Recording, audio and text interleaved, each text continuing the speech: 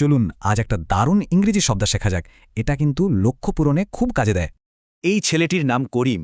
ওর খুব শখ একটা নতুন ফুটবল কেনার। কিন্তু একটা সমস্যা আছে, ওর কাছে তো যথেষ্ট টাকা নেই। এখনও কি করবে? করিম একটা বুদ্ধি বের করল। সে ঠিক করল তাকে ইকোনমাইজ করতে হবে।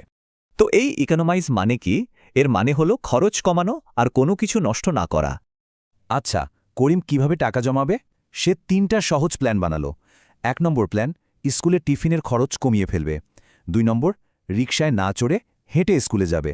আর ৩ নম্বর হলো প্রতিদিন একটু একটু করে মাটির ব্যাংকে টাকা জমাবে। একটা মজার ব্যাপার আছে, শুধু করিমের মতো ছোটরাই কিন্তু ইকোনমাইজ করে না।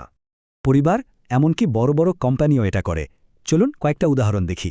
করিম যেমন টিফিনের টাকা বাঁচিয়েছে, ঠিক তেমনি অনেক পরিবার শুধু দরকারি জিনিসপত্র কেনে। আবার দেখুন, বড় বড় এয়ারলাইনগুলো কিন্তু প্লেনের তেল খরচ কমিয়ে টাকা বাঁচায়। এমনকি নতুন কোম্পানিগুলোকেও ব্যবসার উন্নতির জন্য অফিসের ছোটখাটো খরচ কমাতে হয়। তার মানে ছোট সঞ্চয় হোক বা বড়, ইকোনমাইজ করার আইডিয়াটা কিন্তু এক। করিম কিন্তু ওর প্ল্যানটা ছাড়েনি, আর কয়েক সপ্তাহ পরেই সে একটা দারুণ জিনিস দেখল। ও মা, ব্যাংক খুলে দেখে ওর ২০০ টাকা জমে গেছে। আর এভাবেই সে পেরে গেল। করিম ওর পছন্দের নতুন ফুটবলটা কিনে ফেলল।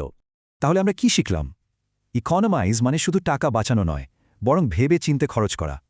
এখন ভাবার বিষয় হল নিজের কোনো লক্ষ্য পূরণের জন্য এই শব্দটা কিভাবে কাজে লাগতে পারে।